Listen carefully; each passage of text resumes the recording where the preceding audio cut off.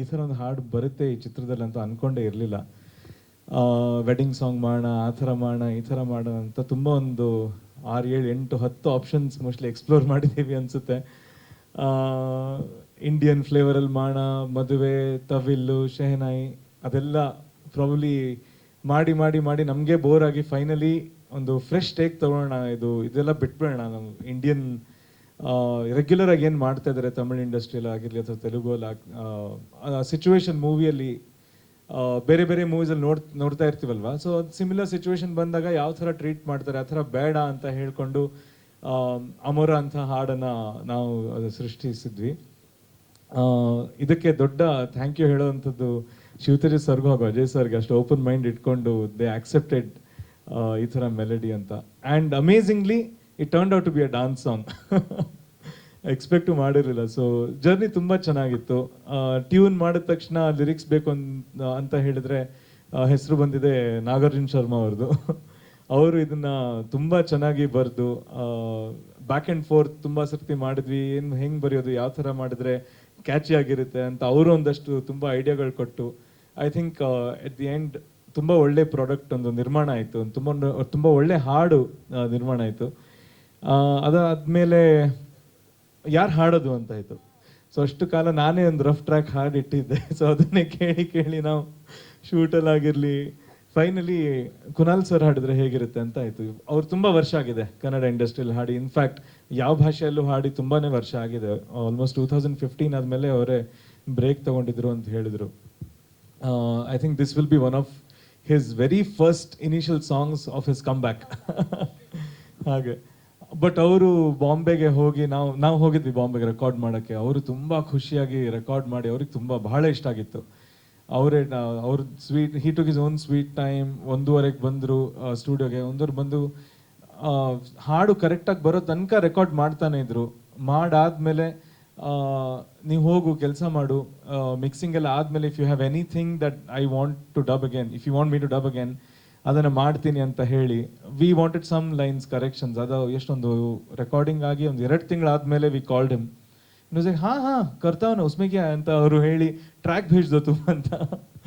ಆಮೇಲೆ ನಾನು ಹೋಗಿಲ್ಲ. ಸೊ ಅವರಾಗೆ ಇಂಟ್ರೆಸ್ಟ್ ತೊಗೊಂಡು ಸ್ಟುಡಿಯೋ ಬುಕ್ ಮಾಡಿಕೊಂಡು ಅವರಾಗೆ ಹಾಡಿ I think it has come out phenomenally beautifully. ಅವ್ರು ಹಾಡಿರೋದು ನಮಗಂತೂ ತುಂಬ ಬಹಳ ಬಹಳ ಫೇವ್ರೇಟ್ ಆಗಿದೆ ಅವ್ರ voice. And of course Kunal sir early 2000s ಕೇಳಿ ಕೇಳಿ ಬಂದು ಅವ್ರ ವಾಯ್ಸ್ ಒಂಥರ ಎಲ್ಲರೂ ಮನಸ್ಸು ಗೆದ್ದಿರೋಂಥ ವಾಯ್ಸ್ ಅದು.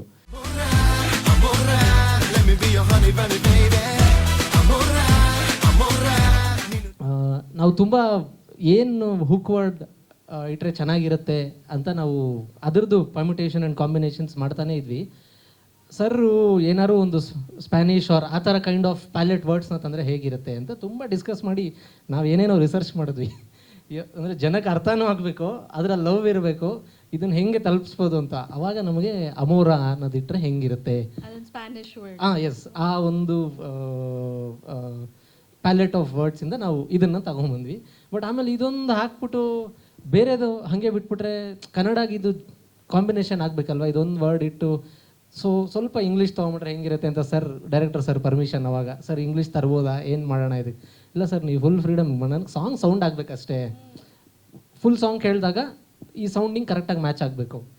ಸೊ ಅಷ್ಟನ್ನು ಕೂತ್ಕೊಂಡು ಫುಲ್ ಎಲ್ಲ ಒಂದು ರೆಡಿ ಮಾಡಿ ಸರ್ ನನಗೆ ನಕುಲ್ ಸರ್ ಒಂದಿನ ಫೋನ್ ಮಾಡಿ, ನಾಗಾರ್ಜುನ್ ಇದೊಂದು 3 ಲೈನ್ಸ್ ಏನೋ ಈ ಥರ ಹಿಂಗೆ ಮಾಡ್ಬೋದಾ ಸರ್, ನಾನು ನಿಮಗೆ ಮಾಡಿ ಒಂದು ಸಂಜೆ ಹಿಂಗೆ ಕಳಿಸ್ಲಾ? ಇಲ್ಲ ಇದು ಕುನಾಲ್ ಸರ್ ವಾಯ್ಸಲ್ಲಿ ಹೆಂಗಿರೋ ಸಖತ್ತಾಗಿರುತ್ತೆ ಸರ್, ನಾನೀಗ ಅವ್ರ ಜೊತೆನೇ ಇದ್ದೀನಿ, ನೀವು ಕಳಿಸ್ರಿ ಈಗ ಆಡಿಸ್ಬಿಡ್ತೀನಿ. ನಾನು ಸರ್ ಅಯ್ಯೋ ಸರಿ ಸರ್ ಆಯಿತು, ಒಂದು ಸ್ವಲ್ಪ ಹೊತ್ತು ನನಗೆ ಟೈಮ್ ಕೊಡಿ. ಅವಾಗ ಮತ್ತೆ ಏನೋ ಸರ್ ಕುನಾಲ್ ಸರ್ ವಾಯ್ಸ್ ಬೇರೆ, ಅವಾಗ ಅವ್ರನ್ನ ಇಮ್ಯಾಜಿನ್ ಮಾಡ್ಕೊಂಡು ನಾನು ಎಲ್ಲ ನೋಡಿ ಮತ್ತೊಂದು ಕಳಿಸಿ ಅಗೇನ್ ಅವ್ರ ಹಿಂದೆಗಡೆ ನನಗೆ ಅವ್ರ ವಾಯ್ಸ್ ಕೇಳಿಸ್ತಾ ಇತ್ತು. ಮೋಸ್ಟ್ಲಿ ಅವ್ರು ಮಾನಿಟರ್ ತೊಗೊತಾ ಇದ್ರು ಅನ್ಸುತ್ತೆ. ಅಲ್ಲಿ ಕೇಳಿಸ್ತೆ, ಆಲ್ರೆಡಿ ಅಲ್ಲಿದ್ದಾರೆ ಇವರು. ಸೊ ಹಾಗೆಲ್ಲ ಸೇರಿ ನಮಗೆ ಫೈನಲಿ ಅಮೋರ ರೆಡಿ ಆಯಿತು. ಆ್ಯಂಡ್ ನಾನು ಒಂದು ಸ್ವಲ್ಪ ಸಣ್ಣ ಪುಟ್ಟ ಬಿಟ್ಸ್ ಆ್ಯಂಡ್ ಪೀಸಸ್ ನೋಡಿದ್ದೀನಿ.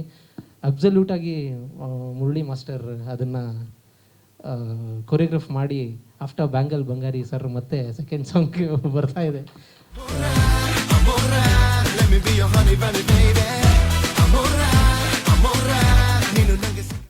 ಆ್ಯಕ್ಚುಲಿ ಹೇಳ್ಬೇಕಾದ್ರೆ ನಮಗೆ ಶಿವತೇಜ್ ಸರ್ ನನಗೆ ಈ ಸಾಂಗ್ಸ್ ಬಗ್ಗೆ ಪೂರ್ತಿ ಎಲ್ಲ ಸಾಂಗ್ಸು ನನಗೆ ಕೇಳಿಸಿದ್ರು. ಫಸ್ಟ್ ಟೈಮ್ ನನಗೆ ಕರೆಸಿ ಮಾಸ್ಟರ್ ನೀವು ಮಾಡಿಕೊಡಿ ಈ ಸಾಂಗ್ನ ಅಂತೇಳಿ.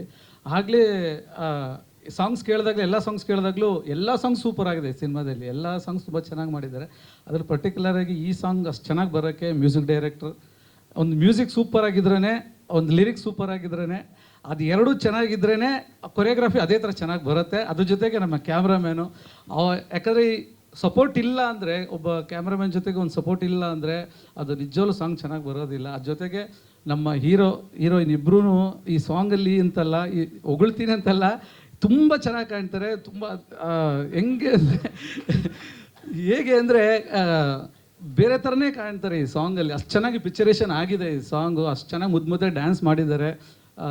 ಎಲ್ಲೂ ನಮಗೆ ಈ ಸಾಂಗಲ್ಲಿ ಬಂದ್ಬಿಟ್ಟು ಒಂಥರ ಅಡೆತಡೆ ಆಗೋದಾಗಲಿ ಏನೂ ಇಲ್ಲ. ತುಂಬ ಚೆನ್ನಾಗಿ ಲೊಕೇಶನ್ ನೋಡ್ಕೊಂಬಂದ್ವಿ. ಪಾಂಡಿಚೇರಿಗೆ ಹೋದ್ವಿ. ಆ್ಯಕ್ಚುಲಿ ಫಾರಿನ್ಗೆ ಹೋಗ್ಬೇಕಾಗಿತ್ತು, ಫಾರಿನ್ಗೆ ಹೋಗೋಕ್ಕೆ ಇದ್ದಿದ್ದು ಆ್ಯಕ್ಚುಲಿ. ಫಾರಿನ್ ಲೊಕೇಶನ್ ಅದಕ್ಕಿಂತ ಚೆನ್ನಾಗಿ ನಮ್ಮ ಇದರಲ್ಲೇ ತೋರ್ಸೋಣ ಅಂತೇಳಿ ನಮ್ಮ ಡೈರೆಕ್ಟ್ರು, ಕ್ಯಾಮ್ರಾಮ್ಯಾನು, ಆ್ಯಕ್ಚುಲಿ ಕ್ಯಾಮ್ರಾಮ್ಯಾನ್ ಜಾಸ್ತಿ ಇಲ್ಲಿ ಪಾಂಡಿಚೇರಿಯಲ್ಲಿ ಮಾಡೋಣ ಅಂತೇಳಿ ಜಾಸ್ತಿ ಅದನ್ನು ಒತ್ತು ಕೊಟ್ಟರು ಅವರು. ಫಾರಿನ್ ಹೋಗೋದನ್ನ ನಮ್ಮ ತಪ್ಪಿಸಿದ್ರು. ಬಟ್ ಆದರೆ ಓಕೆ.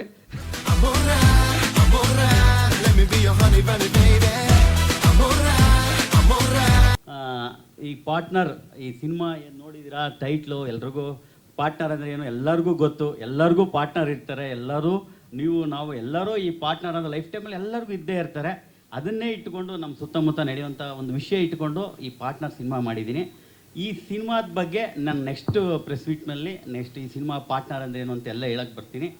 ಈಗ ಬಂದು ನನ್ನ ಸಾಂಗು ಏನು ಅಮೋರ ಎಲ್ಲರಿಗೂ ಅಮೋರ, ಲವ್ ಯು ಅನ್ನೋದು, ಅಮೋರ ಅಂದರೆ ಲವ್ ಯು ಅಂತ. ನಿಮ್ಮೆಲ್ರಿಗೂ ಅಮೋರ ನಾನು ಅದು ಹೇಳ್ತೀನಿ. ಯಾಕೆಂದರೆ ಅಮೋರ ಎಲ್ರಿಗೂ ಅಮೋರ. ಈ ನೋಡಿ, ಈ ಮಾಧ್ಯಮ ಮತ್ತು ಸಿನಿಮಾ ಇವರಿಬ್ಬರು ಪಾರ್ಟ್ನರೇ. ಮಾಧ್ಯಮ ಫಸ್ಟ್ ಹುಡ್ತು, ಆಮೇಲೆ ಎಷ್ಟೋ ವರ್ಷಗಳ ನಂತರ ಸಿನಿಮಾ ಹುಡ್ತು. ಅವತ್ತಿಂದ ಜೊತೆವರೆಗೂ ಪಾರ್ಟ್ನರ್ ಆಗಿ ಮಾಧ್ಯಮ ಸಿನಿಮಾನ ಜೊತೆಲಿ ಕರ್ಕೊಂಡು ಬರ್ತಾನೆ ಇದೆ. ಹಾಗೆ ನೀವು ಪಾರ್ಟ್ನರ್ಸೇ ನಮಗೆ. ನೀವು ನಮ್ಗೆ ಏನೇ ಸಿನಿಮಾ ಅಂದರೆ ನೀವು ಪಾರ್ಟ್ನರಾಗಿ ಜೊತೆಲಿ ಕರ್ಕೊಂಡ್ಬಂದಿದ್ದೀರಾ. ಈ ಸಿನಿಮಾಗೂ ನೀವು ನಂದು ಏನು ಹಿಂದಿನ ಸಿನಿಮಾಗಳಿಗೆ ಸಪೋರ್ಟ್ ಮಾಡಿದ್ದೀರಾ, ಈ ಸಿನಿಮಾಗೂ ಸಪೋರ್ಟ್ ಮಾಡ್ತೀರಾ. ಒಂದು ಒಳ್ಳೆ ಕಂಟೆಂಟ್ ಸಿನಿಮಾ. ನಾನು ಇದುವರೆಗೂ ಮಳೆ ಮಾಡಿದ್ದೆ, ದಿಲ್ ಪಸಂದ್ ಮಾಡಿದ್ದೆ, ಇದು ಮಾಡಿದ್ದೆ. ಈಗ ಜಂಜೀಸಲ್ಲಿ ಏನು ನಡೀತಾ ಇದೆ, ಈ ಥರ ಒಂದು ಕಂಟೆಂಟ್ ಇಟ್ಕೊಂಡು ಈ ಸಿನಿಮಾನ ಮಾಡಿದ್ದೀನಿ. ಎಲ್ಲರಿಗೂ ಇಷ್ಟ ಆಗುತ್ತೆ.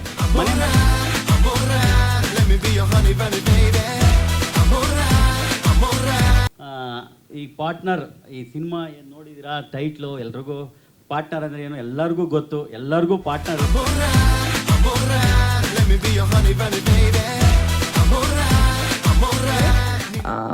ನಂದು ಸ್ವಲ್ಪ ಪೆಕ್ಯುಲರ್ ನಗು ಸ್ಟೈಲ್ ಇದೆ ಎಲ್ಲ ಗೊತ್ತಲ್ವ ಮ್ಯಾಮ್?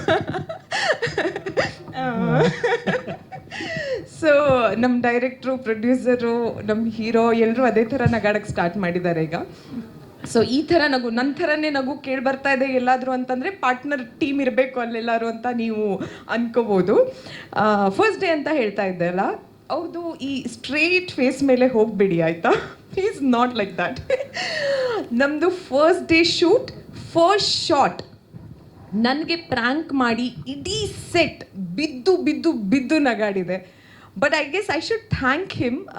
ಫ್ರಮ್ ದ್ಯಾಟ್ ಡೇ, ಆ ದಿನದಿಂದ ನಮ್ಮ ತಂಡ ಪೂರ್ತಿ ಕೂಡಿ ಹೇಗೆ ನಗಕ್ಕೆ ಸ್ಟಾರ್ಟ್ ಮಾಡಿದ್ವಲ್ಲ, ಇವತ್ತು ಕೂಡ ಅದೇ ನಗುವಲ್ಲಿ ನಾವು ನಿಮ್ಮ ಮುಂದೆ ನಿಂತಿದ್ದೀವಿ ಪ್ರಮೋಷನ್ಸಿಗೋಸ್ಕರ. I guess all thanks to you. ಆ ಒಂದು ಏನಿದೆ ಹೇಳಿ, ಆ ಭಯ ಏನಿರುತ್ತಲ್ಲ, ಒಂದು ಸೀನಿಯರ್ ಆ್ಯಕ್ಟರ್ ಜೊತೆಗೆ ಕೆಲಸ ಮಾಡ್ತಿದ್ದೀನಿ ಅನ್ನೋದು, ಅದು ಅಂಥ ಒಂದು ರೊಮ್ಯಾಂಟಿಕ್ ಫಿಲ್ಮ್ಸ್ ಅಂತ ಬಂದಾಗ ನೀವು ಹೇಳಿದಾಗೇ is like the king of romance of Sandalwood. So ಅಂಥವ್ರ ಜೊತೆ ಕೆಲಸ ಮಾಡೋವಾಗ ಒಂದು ಮೈಂಡ್ ಸೆಟ್ಟಲ್ಲಿ ಬಂದಿರ್ತೀವಿ. ಬಟ್ ಅದೇನು ಭಯ ಇತ್ತಲ್ಲ, ಅದನ್ನೆಲ್ಲ ಅವರು ಬ್ರೇಕ್ ಮಾಡಿದರು. So thanks to you sir. And ನಮ್ಮ ಶಿವು ಸರ್ ಪಾಪ ಅಲ್ಲ ಅವರು, ಅವ್ರು ನಮ್ಮ ಪಾರ್ಟ್ನರ್ ಸಿನಿಮಾದ ಒಂದು ಬೇರು ಅಂತ ಹೇಳ್ಬೋದು. ಸರ್, ಬೇರು ತುಂಬ ಸ್ಟ್ರಾಂಗ್ ಆಗಿದೆ. ಅದಕ್ಕೋಸ್ಕರ ನಮ್ಮ ಈ ಪಾರ್ಟ್ನರ್ ಅನ್ನೋ ಮರ ಇಷ್ಟು ಅಚ್ಚು ಹಸಿರಾಗಿ ಬೆಳ್ಕೊಂಡಿದೆ. All thanks to you. And ನಮ್ಮ ಹರೀಶ್ ಸರ್, ನಿಮಗೆ ಯಾರಿಗೇ ನಾವು ಒಂದು ವಿಜುವಲ್ಸ್ ತೋರಿಸಿದ್ರು, ಒಂದು ಪೋಸ್ಟರ್ ತೋರಿಸಿದ್ರು ಕೂಡ ಎಷ್ಟು ರಿಚ್ ಆಗಿದೆ, ತುಂಬ ಚೆನ್ನಾಗಿ ಮಾಡಿದ್ದೀರಾ, ಪೇರಿಂಗ್ ಚೆನ್ನಾಗಿ ಕಾಣಿಸ್ತಾ ಇದೆ, ಲೊಕೇಶನ್ಸ್ ಚೆನ್ನಾಗಿದೆ ಅಂತೆಲ್ಲ ಹೇಳ್ತಾ ಇದ್ದಾರೆ. ಆ್ಯಂಡ್ ಆಲ್ ಥ್ಯಾಂಕ್ಸ್ ಟು ನಮ್ಮ ಹರೀಶ್ ಸರ್. ಒಂದು ಜ್ಯುವೆಲ್ರೀಸ್ ಸೆಲೆಕ್ಟ್ ಮಾಡಬೇಕಿದ್ರು ಸರ್, 2 ಆಪ್ಷನ್ಸ್ ಇದೆ.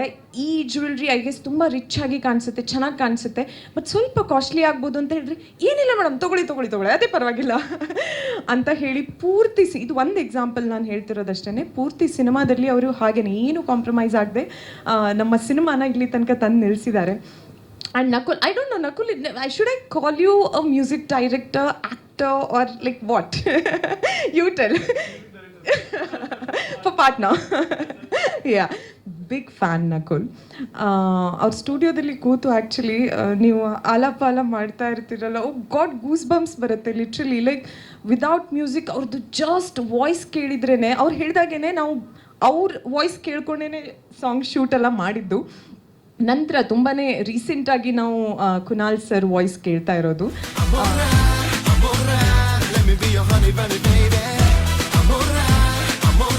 ಈ song actually first time composed ಆಗಿ ನಮಗೆ ಡೈರೆಕ್ಟರ್ ಸಹ ಕೇಳಿಸಿದ್ದು, ಸುಮಾರು ಸಲ ಕೇಳಿಸಿದ್ದು. ಈ ಅಮೋರ ಅನ್ನೋದೇ ತುಂಬ ಚೆನ್ನಾಗಿ ಕೂತ್ಕೊಂಡ್ಬಿಡ್ತು. ಅಂದರೆ ಬೀಟಿಂಗು ಸೌಂಡು ತುಂಬ ಚೆನ್ನಾಗಿ ಕೊಟ್ಟಿದ್ದಾರೆ ಸರ್. ಸೊ ಅದು ಕೇಳ್ತಾನೆ ಸೊ ಒಂದು ಹೋಮ್ ವರ್ಕ್ ಮಾಡಿದ್ವಿ. ಆ್ಯಕ್ಚುಲಿ ಇದನ್ನು ಫಾರಿನಲ್ಲೇ ಶೂಟ್ ಮಾಡಬೇಕು, ಯಾಕೆಂತಂದರೆ ಇದೊಂದು ನಾವು ಮಾಡಿರೋ ಸಾಂಗಲ್ಲೆಲ್ಲ one of the best song ನಾನು ಕೇಳಿರೋದು ಇದರಲ್ಲಿ. ಸೊ ಕೇಳ್ತಾನೆ ನನಗೆ ಇಷ್ಟ ಆಗಿದೆ. ಎಷ್ಟೋ ಸಹ ಆಯಿತು, ನಮಗೆ ಇಷ್ಟ ಆಯಿತು. ನಾವೇ ಎದ್ದು ಕುಣಿಬೇಕು ಅನ್ಸಂದ್ರು. ಮೋಸ್ಟ್ಲಿ ನೀವು ನೋಡಿದೆ ಕಂಟೆಂಟು.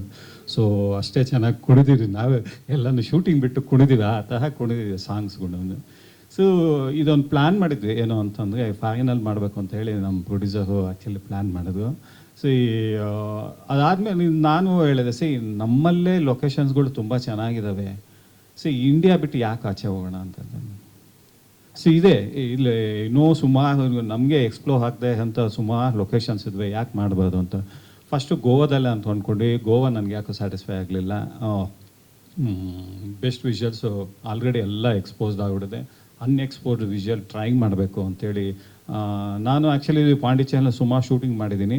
ಸೊ ನಾವು ನೋಡಿದೆ ಅಂತ ವಿಷುವಲ್ಸ್ಗಳು ಅಂತೇಳಿ ಆ್ಯಕ್ಚುಲಿ ಲೊಕೇಶನ್ ರಿಕ್ಕಿ ಮಾಡಿ ಸರ್ ಜೊತೆ ಮತ್ತು ಡೈರೆಕ್ಟರ್ ಜೊತೆ ಪ್ರೊಡ್ಯೂಸರ್ ನಾವು ಸುಮಾರು ಸಲ ಶೂಟಿಂಗಿಂತ ಮುಂಚೆನೇ ಒಂದು 2-3 ತಿಂಗಳು ಮುಂಚೆನೇ ಹೋಗಿ ಮಾರ್ಕ್ ಮಾಡಿ ಎಲ್ಲನೂ ಬಂದಿದ್ವಿ.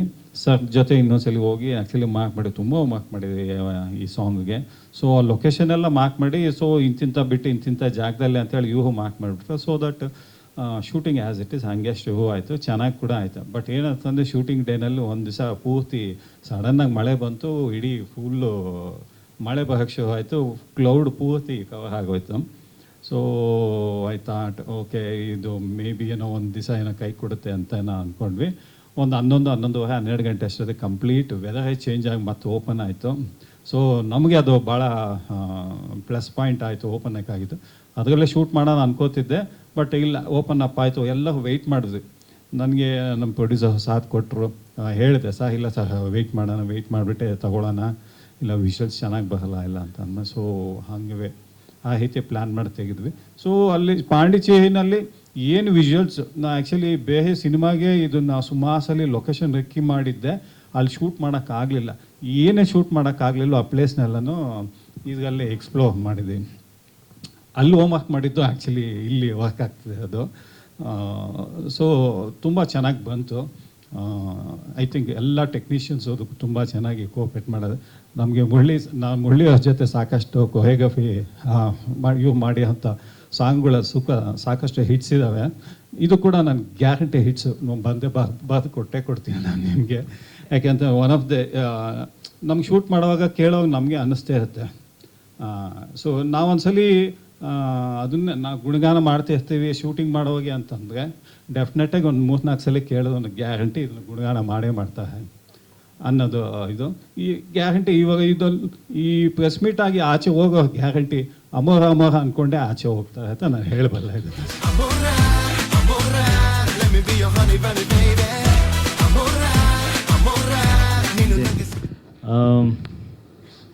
ತುಂಬ ಅದ್ಭುತವಾಗಿ ಮಾತಾಡಿದ್ರಿ. Thank you sir. ನನಗೆ ಇಷ್ಟು ಮಾತಾಡೋಕ್ಕೆ ಬರಲ್ಲ, ಸುಮ್ಮನೆ. ಇಲ್ಲ ಸೀರಿಯಸ್ಲಿ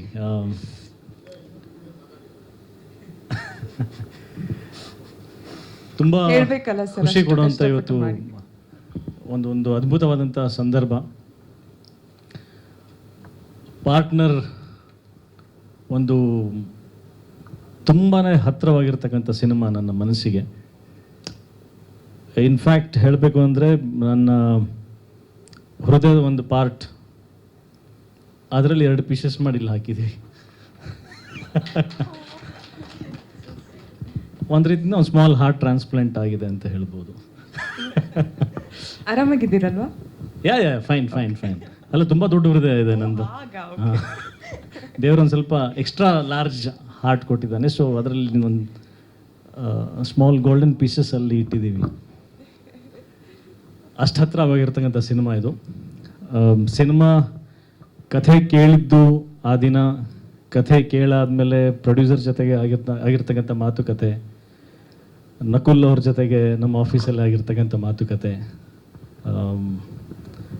ಮುಹೂರ್ತದ ದಿನ ಇವ್ರನ್ನ ಮೀಟ್ ಆಗಿದ್ದು, ಪ್ರತಿಯೊಂದು ಎಲ್ಲ ಕೂಡ ಅಷ್ಟು ಅಂದರೆ ಗಾಢವ ಮೆಮೊರಿನಲ್ಲಿ ಯಾಕೆ ಉಳ್ಕೊಂಡಿದೆ ಏನಂತ ನನಗೆ ಅಂದರೆ ಒಂದು ಪ್ರಶ್ನೆ ಹಾಕ್ತಾ ಹೋದರೆ, ಯೂಶ್ವಲಿ ಎಷ್ಟೊಂದು ಸಿನಿಮಾ ಮಾಡಿರ್ತೀವಿ, ನೆನಪಿರಲ್ಲ ಅದು ಯಾವತ್ತು ಮುಹೂರ್ತ ಆಯ್ತು ಹೇಳಿ, ಎಲ್ಲಿ ಮಾಡಿದ್ವಿ ಹೇಳಿ ಅದು ಅಂತ.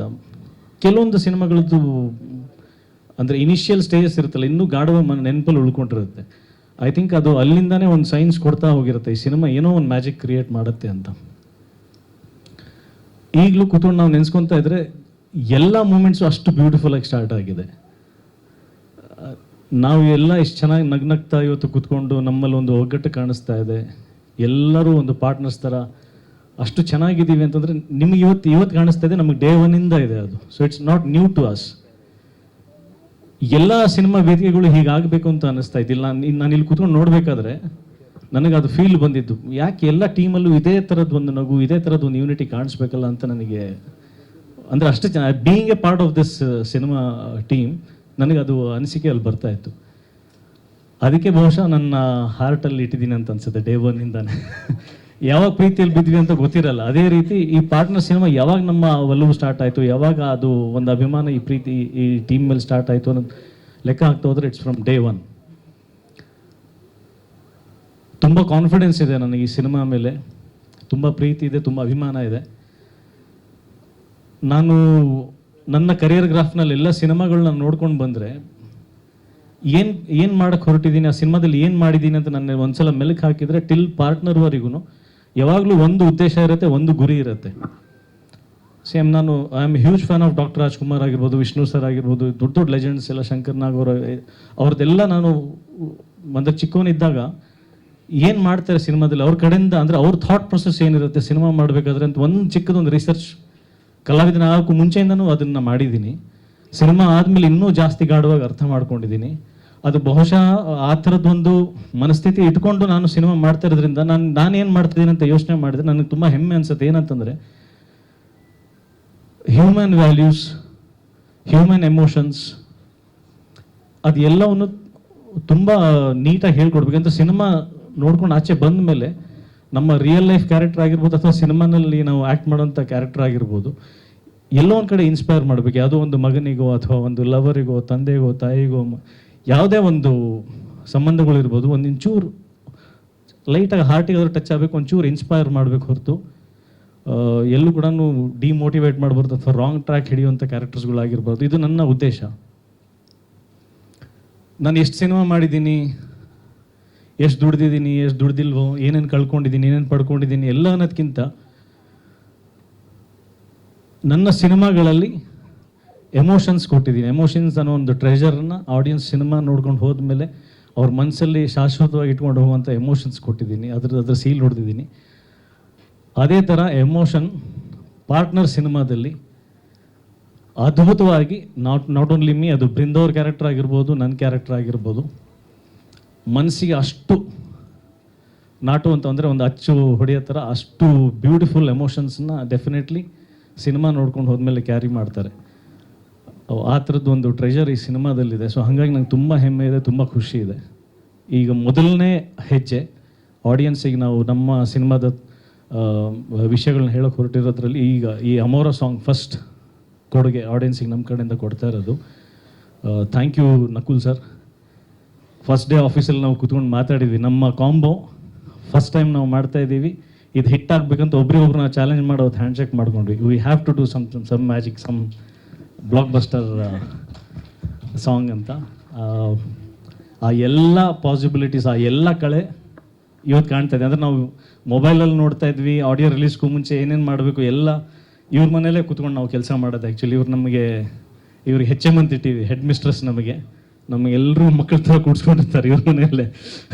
ಸೊ ಅಲ್ಲೇ ಎಲ್ಲ ಕೆಲಸಗಳು, ಕ್ರಿಯೇಟಿವ್ ಕೆಲಸಗಳು ಎಲ್ಲ ಅಲ್ಲೇ ಮಾಡೋದು.